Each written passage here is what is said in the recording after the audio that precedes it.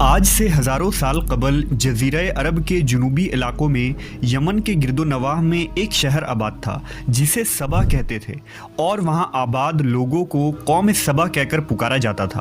یہاں کے لوگ نہایت ہی نعمتوں اور راحتوں میں تھے، ہر طرف لہلہاتی فصلیں اور پھل سے لدے درخت موجود تھے۔ مگر یہ قوم شرک میں مبتلا تھی اور سورج کی پوجا کیا کرتی تھی۔ جب وہاں کے بادشاہ شراجیل بن مالک کی موت ہوئی تو اس کی بیٹی بلقیس نے حکومت کی باغ دوڑ سنبھالی۔ بعض مورخین نے لکھا ہے کہ بلقیس کے والدین میں سے ایک جنات میں سے تھے، مگر اس نظریے کی کوئی واضح دلائل نہیں ملتی۔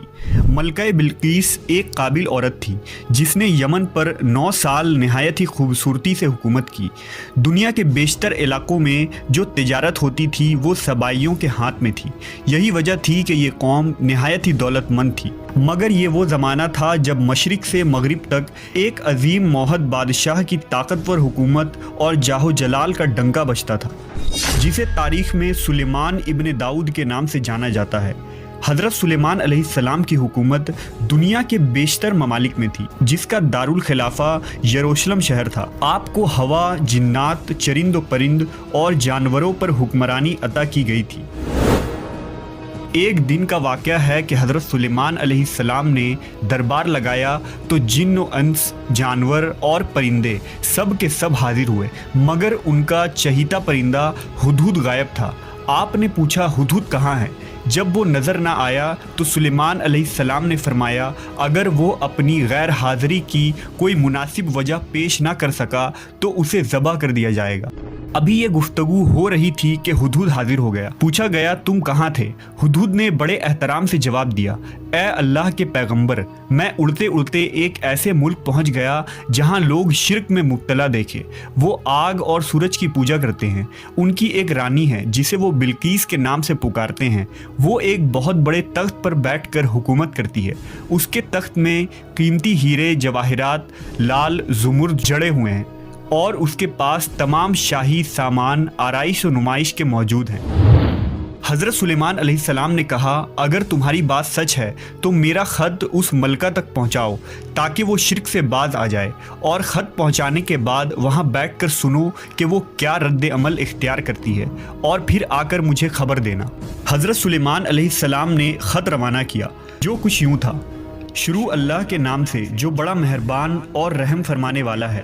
یہ عزت والا خط سلیمان ابن داؤد کی جانب سے ملکہ سبا بلقیس کی طرف ہے۔ جو ہدایت کی پیروی کرے اس کے لیے سلامتی ہے۔ مجھ پر غلبہ کی خواہش نہ کرو، میرے مقابلے میں سرکشی اختیار نہ کرو، بلکہ فرما بردار اور مطیع ہو کر میرے پاس آ جاؤ۔ یہ خط دراصل ملکہ سبا اور اس کی قوم کی طرف دعوت اسلام تھی۔ ہدہد نے یہ خط لے جا کر ملکہ بلقیس کی گود میں گرا دیا۔ ملکہ کے دربار میں اس وقت 300 کے قریب سردار بیٹھے تھے۔ انہوں نے جب یہ خط پڑھا تو طیش میں آ گئے اور کہا کہ یہ ہماری توہین ہے، ہمیں اس کا سخت جواب دینا چاہیے۔ مگر ملکہ بہت سمجھدار تھی، اس نے انہیں سمجھایا کہ خط سے پتہ چل رہا ہے کہ یہ کوئی عام شخص نہیں، خدا کا کوئی پیغمبر ہے، لہٰذا ہمیں حکمت سے کام لینا چاہیے۔ اس نے کہا کہ میں حضرت سلیمان علیہ السلام کی طرف ایک تحفہ بھیجتی ہوں، اگر انہوں نے قبول کر لیا تو وہ بادشاہ ہے، میں اس سے جنگ کروں گی، لیکن اگر انہوں نے تحفہ قبول نہ کیا تو میں اس کی پیروی کروں گی کیونکہ وہ نبی ہیں۔ ہدہد یہ ساری گفتگو سن رہا تھا۔ اس نے آ کر حضرت سلیمان علیہ السلام کو ساری بات بتا دی۔ حضرت سلیمان علیہ السلام نے جنات کو حکم دیا کہ شہر میں داخل ہونے والے راستے پر سونے چاندی کی اینٹوں کا فرش بچھا دیا جائے۔ راستے کے دونوں جانب سونے کی عجیب الخلقت جانور کھڑے کر دیے جائیں۔ وزراء اور عمال سلطنت کی تمام کرسیوں کو سونے کا کر دیا جائے۔ دربار کو ہیرے جواہرات سے مزین کیا جائے۔ ادھر بلقیس نے حضرت سلیمان علیہ السلام کے لیے تحائف روانہ کیے، جن میں سونے کی اینٹیں، جواہرات، غلام، کنیزیں اور ملکہ کا ایک خط بھی تھا۔ जब ये तमाम तहाइफ लेकर कासिद हजरत सुलेमान अलैहिस्सलाम के दरबार में पहुंचे और उन्होंने ये सब देखा तो शर्मिंदा हुए। हजरत सुलेमान अलैहिस्सलाम ने मलका के कासिदों से कहा, क्या तुम लोग माल से मेरी मदद करना चाहते हो? मगर देख लो, जो कुछ अल्लाह ने मुझे दे रखा है वो उससे भी ज़्यादा है जो तुम्हें दिया है, लिहाजा तुम्हारा तोहफा तुम्हें मुबारक हो। अब तुम अपने तहाइफ के साथ वापस जाओ और अपनी मलका से कहना कि हमारा इंतज़ार करे, हम एक ज़बरदस्त लश्कर लेकर आएंगे। जब ये खबर मलका बिल्कीस को पहुंची तो वो समझ गई कि वाकई ये अल्लाह के नबी है, लिहाजा उसने जंग के बजाय हज़रत सुलेमान अलैहिस्सलाम के दरबार में हाजिर होकर अपनी इताअत का यकीन दिलाने का फ़ैसला किया। जब हज़रत सुलेमान अलैहिस्सलाम तक ये पैगाम पहुंचा तो आपने अपने दरबारियों से कहा, तुम में से कौन है जो उनके मुती होकर आने से पहले मलका का तख्त मेरे पास उठा लाए? एक देव हैकल जिन ने कहा, आपके दरबार को बर्खास्त करने से पहले मैं उसे ला सकता हूँ, मैं इस काम की पूरी कुव्वत रखता हूँ और अमानतदार भी हूँ।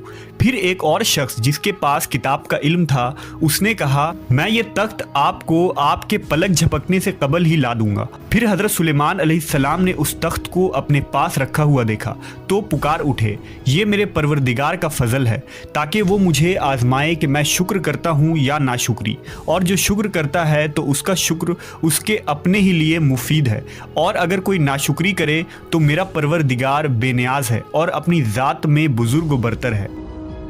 मुफस्सरीन के मुताबिक वो शख्स हज़रत सुलेमान अलैहिस्सलाम का कोई दोस्त था जिसका नाम आसिफ इब्न बरखिया बताया जाता है, और बाज़ ने लिखा कि वो आपका खालाजाद भाई था। कहा जाता है कि उस तख्त की लंबाई 80 हाथ, अर्ज 40 हाथ और ऊंचाई 30 हाथ थी। उसमें मोती, सुर्ख, याकूत, सब ज़ुमुर जड़े हुए थे। हज़रत सुलेमान अलैहिस्सलाम ने उस तख्त में रद्द बदल कर दिया और उसे पहले से भी बेहतर बना दिया। जब मलका बिल्कीस हज़रत सुलेमान अलैहिस्सलाम के दरबार में हाजिर हुई तो आपने पूछा, क्या तुम्हारा तख्त भी इसी तरह का है? उसने कहा, ये तो गोया हू बहू वही है और हमें तो पहले ही मालूम हो गया था और हम फर्माबरदार हो चुके हैं।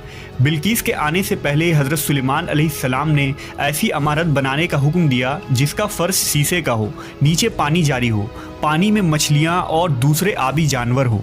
हज़रत सुलेमान अलैहिस्सलाम उस इमारत में अपने शाही तख्त पर जलवा अफरोज़ थे और शीशे के नीचे से पानी अपनी पूरी आबोताब से बह रहा था, जबकि उसके ऊपर शीशा नज़र नहीं आता था। बिल्कीस को इस महल में लाया गया। जब उसने फर्श को देखा तो समझी कि यह पानी का एक हौज़ है, लिहाजा अपनी पिंडलिया से कपड़ा उठा लिया। सुलेमान अलैहिस्सलाम ने कहा, यह तो शीशे का चिकना फर्श है।